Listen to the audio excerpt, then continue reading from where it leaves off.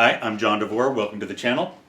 As you can see, I am again at the home office of the Audiophiliac, Steve Guttenberg, and due to popular demand, we are re-recording the out-of-focus second reel of my conversation with Steve. And so you guys will, those of you who've seen reel one, know that the last thing we were talking about was Steve Guttenberg starting to work in high-end audio retail for the legendary Andy Singer in New York City. And we can take it from there. I think the last thing we talked about is that you had just officially been given a job. So you went from hanging out and socializing and kind of playing with gear on slow times with Andy to actually becoming I guess a salesman at Sound by Singer. Employee. Yeah. But I don't think I said it the first time, but I do want to point this out now, that when I met Andy, because I was shopping for speakers, he was different than any other salesperson, audio store owner, whatever, that I ever met. He really was incredibly charismatic, really passionate about audio. Right. He wasn't just a guy selling audio, he was deep into it. Definitely deep, yes. And I just felt that, I said, there's something really different about Andy Singer than every other audio store I've ever been in. And I spent a long chunk of my life before I met Andy going to stores. Right. So this was like a realization as soon as you met him. You had been at a bunch of stores and you were just like, this is a whole different thing. 15 years at that point of going and buying audio from other people. I said, this guy is different. He really, really is. So different in that he was a passionate audiophile. He's really intelligent. We talked about music, although his tastes and mine don't align. I've just felt this connection with this guy. Right. As soon as that first day that I went to listen to Freed, I'm pretty sure it was Freed W's. I'm not sure which Freed. I am Freed. So anyway, there was something, and after I bought the speakers, I kept going back, and eventually, I started working for him. That's actually cool. Yeah, I don't think you did mention that. You have a friendship with him that lasts to this day. You did a couple of interviews with him on your channel. Yeah, I mean, we talked about that when I met him, it was a big deal. But anyway, so that was in his parents' apartment. Right. And then the second location for Sound by Singer was on Lexington Avenue between 33rd and 34th Street on the second floor. And it was great. It was great to have a lot more room than in his parents' house, and that was terrific. And mainly, other than the obvious of selling audio, the hard part about starting a store then, and I guess now, is getting the lines for the store. Right. Especially in New York City, because there's already a lot of other stores that have all the good stuff. So all the good stuff is gone, like Magnapan. No, not possible. Mark Levinson, no. Pretty much everything was... So these were all in the other high-end audio purveyor, Mike Kay's place, Lyric HiFi. Yeah. Right. But the thing about the business, as you well know, it has a lot of very strong, intense personality. Yes, it's true. Meaning that the relationships between stores and manufacturers isn't always smooth for all sorts of reasons. But I think a lot of the reasons have to do with their personalities clashing. I've seen that from both sides, as a manufacturer and then before as a retailer. Yes. Yeah. So, this is actually very inside, so I'm glad, because I've never actually talked about this in a video. So the personality part of it is what makes things up for grabs, because things are changing. Right. So it's a relationship that either works or doesn't. Or started out good and then deteriorated over time, or then there was a product that was competing. They brought in a line that was competing with the other product, and company A got pissed off that company B was there. So they does that happen. Yeah, that happens to this day for sure. Right. Yes. It's very territorial. Right? It's like, I got New York City, nobody else can have it. Right. Or the flip side of that is somebody brings in a line that they're hoping is going to bring more customers in so that they can sell them the line that they've already had, that they've got a relationship with, right? It's sort of like the decoy, selling against. The lure, right. We've called that selling against. Right, and so then obviously the manufacturer finds that out. That's the new manufacturer discovering that it's not a dream come true to be in this dealership. That was true for Krell, because when Krell started, it was at Lyric HiFi in New York, but Lyric had Mark Levinson. Right. And I think even at that point, Threshold. So they already had all the top solid state lines. Right. and they took on Krell. So they were seriously basically accumulating to sell against Krell, because Krell was getting some Right. buzz. Right. So that, a customer would come and say, "Oh man, I heard all this great stuff about Krell," and they'd do the Krell demo, and they'd say, "Well, wait, you really should listen to the Mark Levinson," Right. and then push hard for the Levinson. Right. So Right. Dan D'Agostino figured that out, so he pulled it out of Lyric, and Andy wound up getting it, and it was just incredible. It that's took a off legend. like a rocket. Andy making Krell what it was back in that day Yeah. is legendary. Dan D'Agostino in Connecticut could not get the stuff fast Right. enough to us. We were always back ordered, and if a customer came in and said, "Yeah, can you give me 10, 15 off on a Krell?" No. Right. Are you kidding me? I could sell it for 15% up from list price because Right. people are lining up to get it. So we never did that. That's got to be, so that has to be the beginning of the legendary Andy Singer and his ability, the Kingmaker kind of idea that he could make lines. Oh yeah. And at that point, he must have had lines starting to knock on the door, right? I mean, Yeah, once that well, got there was out. still a very strong. I mean, Lyric was still very competitive. Right. I'd say for those. But Lyric first few was years, very, in my impression, so I didn't get to the New York hi-fi scene until the late 80s. Mhm.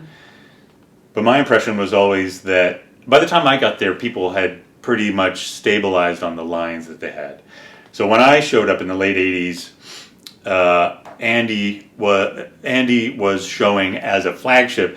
Andy was showing Wilson, Krell, whereas Mike Kay was showing the like Infinity IRS Okay. and probably Levinson still at that definitely, point. Yeah.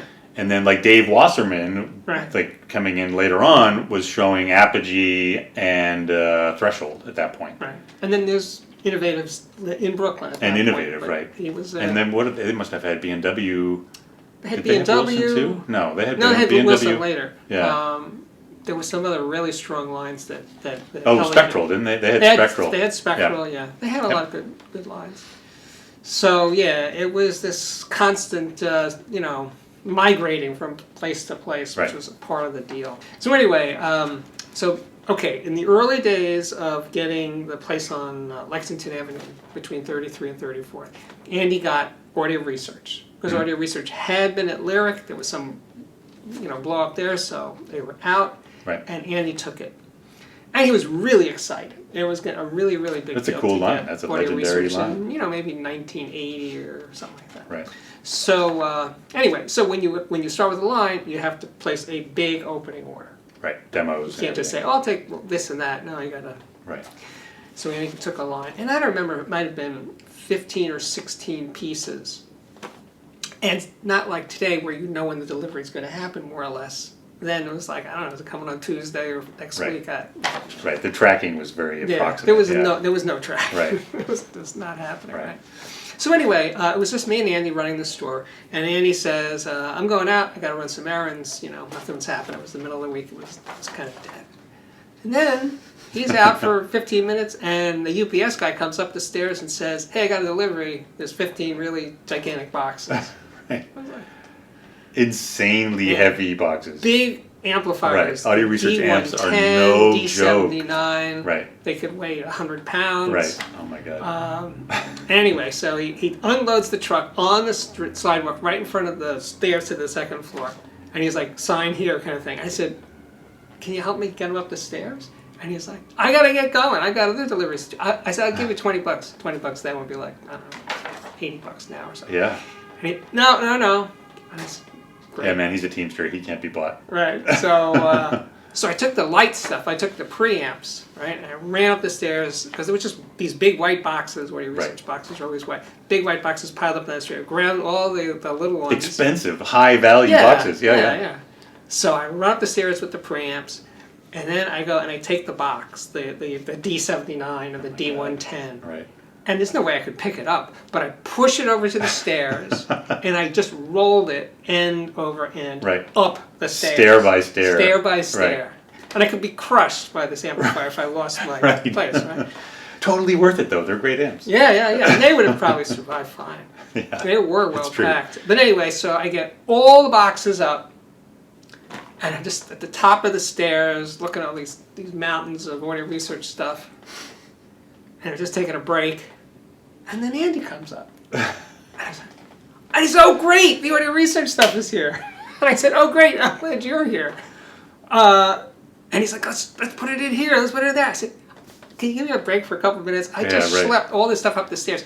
And, it hit me later on that Andy being Andy might have actually watched this whole thing from across the street, the other side of Lexington Avenue, just standing there, probably laughing at me as I'm schlepping these boxes up the stairs. Andy being Andy, he might have even had a deal with the driver to know, all right, I need to run an errand at X time. Right. You need to show up at X time plus 10 minutes. Right. Could be. But in any case, that was... That's an excellent Andy Singer story. That's an Andy story. Now, of course, I'm not sure. And by now, you should ask him now if that's true. Right. I bet you... I don't know. I don't think that Andy's going to actually tell me the answer to that question. But anyway. That's true. He was a lawyer in a former life, so he may not actually. Right. I can laugh about it now. I wasn't laughing then. Right.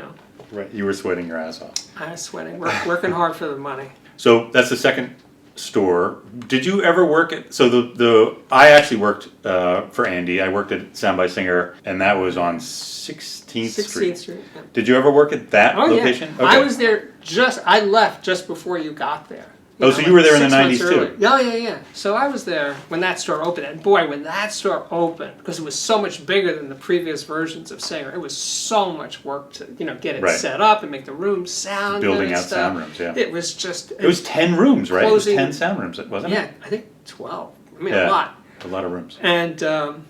so just closing the other store, and so much work, like a month of work and 12-hour days between closing and opening and taking care of business of the people who already bought stuff, all these things are happening at the same time. Working in a hi-fi store, it's not boring. No. And it's fun some of the time, but it's mostly really hard work because it's hard. Well, it's hard work at times, definitely. But my memory... And my experience working in the hi-fi store is definitely different from yours in a few ways. One, I missed its heyday for sure. Right, pre-internet. 80s, right. But then also, I was always sort of part-time, so I had the ability to kind of breeze in and breeze out. But my memory was always that it was fun. I mean, mostly the customers were great. I had great relationships with the customers. There were definitely nightmare customers, but whatever, that's no big deal. But you say that now. Yeah, it's true in hindsight, yeah. Right. But I had so much fun. I loved playing around with the stuff. I loved playing with the gear, and there's no better place to play with gear than in a hi-fi store. You've got so many really big hi-fi store. Yeah, a big hi-fi store with great brands. Yeah. I started out in one that had tons of used gear, and then I went to Andy, who had tons of flagship gear. And there's always stuff to be plugged in and moved around, and like finding killer combinations that nobody else knows about.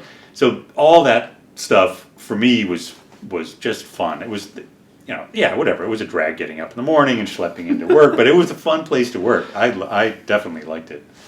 Oh, in sum total, I definitely liked it, and I learned I never had to much. schlep the boxes up 2 flights of stairs. But lucky you missed out. Yeah.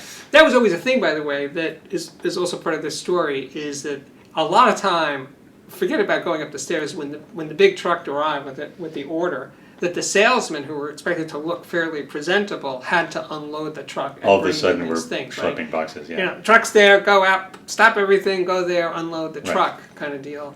Which made, And then all of a sudden everyone's all sweaty and their ties all crumpled. Yeah, it was kind of, that wasn't fun. And the other thing, I don't know how you worked with this at Stereo Exchange, but one of the problems of working in a store is that you're constantly tearing the rooms apart to do demos. I got to take the amp from this room and put it in that room. Right. But we had this thing that at 16th Street, which eventually turned into, here is the standard setup for this room. Yes. For room 2, it reverts back to this standard setup, room 3, room 4, room 5. And so at the end of the day, you may have disassembled everything, but you got to put it all back. At the end of your demo, you have to put it back. As soon as that customer is gone, you need to go back in there and rebuild it, because otherwise, a customer comes in and talks to me, and they're like, "Oh, I've got the perfect system set up in room 5," and you go into room 5, and it's like a bomb went off, and nothing that's supposed to be in there is even in there. Right. and then the you're person who crawling did around. it is off at lunch, and Right. then all of a sudden, like, you're sitting there, crawling on your hands and knees in your tie, like setting up a system for this customer Right. who's, Yeah, being very that patient. that was rough. And there was always one or two sales guys who always did that. Right. Always did that. We know who you mean at Sound Yes. by Singer. Always did that. Yeah. So that was a part of the gig. Yes, It's that just was a dealing part with of the this gig. constant Yeah. taking apart, putting back together thing. Yeah. And actually at Stereo Exchange, because we had all the used gear, it was even worse because you go into a system and it's not working, and you look around at the system and you suddenly realize that there's like this weird vintage tube preamp in the system, and the system that you thought you were playing has been bypassed, and you're like, what? Then you got to figure out. That was always happening. Yeah. And I got the right But channel. Where's Yeah. the left? Right. That Exactly. kind of stuff constantly. Right. Most of my experience was before the internet was a part of the whole deal of selling audio. Right. And that made it interesting. Now, there were telephones. So people Right. could call you from other states and say, hey, what's your best price on, and Oh, blah, right. blah, blah. The shopping So around. It was that- harder, but it still happened. It happened, but, Right. First of all, you could get, quote, in trouble if you sold brand X at a discount, right? Right. So that was a thing. So a lot of times these phishing, that type of phishing occurred then as almost like entrapment. Like, Oh, so we it would be know like that you're they selling- would get like a hi-fi company would get the shipping clerk Right. to call X store and see if they could get a discount, and if they Right. could, you're busted. Right, yeah. Yeah. We're pulling the line. Then the store owner's got to have a meeting with the thing. It's like, that was a fluke. It never happens, I swear. Yeah, no, that definitely. I mean, the other thing I want to tell you about just salesperson, stories. Mm-hmm. This guy comes in and he tells me he's a lawyer. Not a good start. You just Well, know, yeah, this could be difficult. potentially And he difficult, says to yeah. me, I want to buy a really nice system. I believe it was around $30,000. And again, this is $30,000 25 years ago or so. Right. Blah, blah, blah, blah, blah. But, I really want to be sure. And I said, of course, it's a lot of money, So I start to take him through the system, and I'm setting things up, and he's like, I like these. We had Martin Logan at that point. I'm definitely sure I'm getting the Martin Logans. I said, fantastic. I said, let me write you up for the Martin Logans, because I think that's solid. And then we're going to work our way backwards, amplifier, preamp. Right. And he does this. He puts up his hands. He says, whoa! I feel like you're pressuring me, and I'm really uncomfortable. And I said, I've been working with you now for a total of 6 or 7 hours over a period of days. Right. And this is my job, selling stuff. I Right. need a commitment from you to continue. Which I have to say is a very honest, and that's a good way of putting it. It's like, look, where's the, yeah. But he said, he was very defensive. Right. And at that point, I had an idea. I said, you know what? I think I'm going to get another salesman to continue with you through the rest of this journey. And because I think we've, hit an impasse here, you and I. So let me get this other salesman. So I tell the salesman what's up. I bring him into the room and I introduce him to the guy. Right. Great. And of course, this now stretches out with salesman B for, a month or so of him coming in for Right. an hour or two here and there to get to the thing. And then he does, Joe, I love to buy it from you, Right. but I can get this for, 50% off from this other guy in Right. Kentucky or Alabama. Right. Right. So then Joe has to go to Andy and say, can I give this discount? I put in all this time and work to make the sale.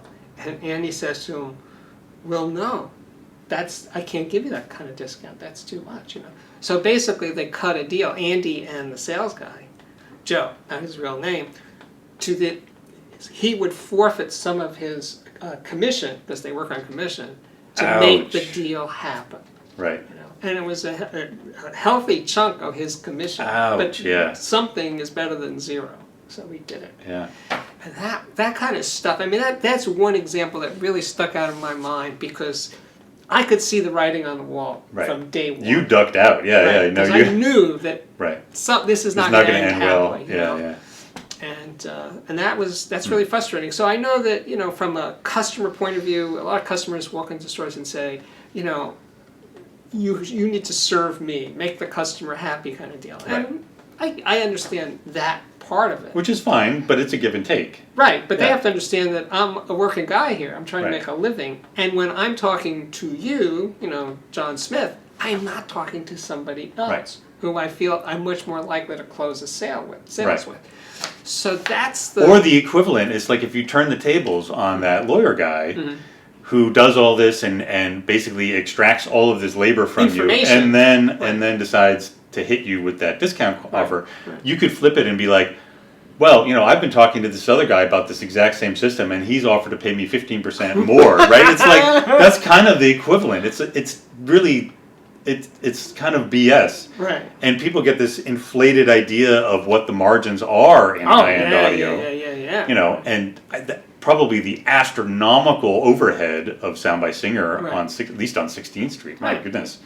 A lot of customers got it. They were fine. Everything was Right. good. But then there were many who are much worse than the example I just gave, Right. who just make it so difficult, and that's frustrating because I basically love selling audio, but I hit a wall 15 or 16 years in where suddenly I couldn't. I just couldn't do it anymore. I did not want to The thrill is gone. be the guide through this journey anymore because the people just made it so difficult some of the time. Right. I just said I never thought I would. I thought I love doing this. I always do it, and then all of a sudden I couldn't do it. Is that where your reviewing career started? Yeah, I mean, yes, it was Because it is around doing that the time. similar It thing, kinda- just without but direct without the interaction. introduction part. Yeah, Interesting. And so ends part 1 of part 2.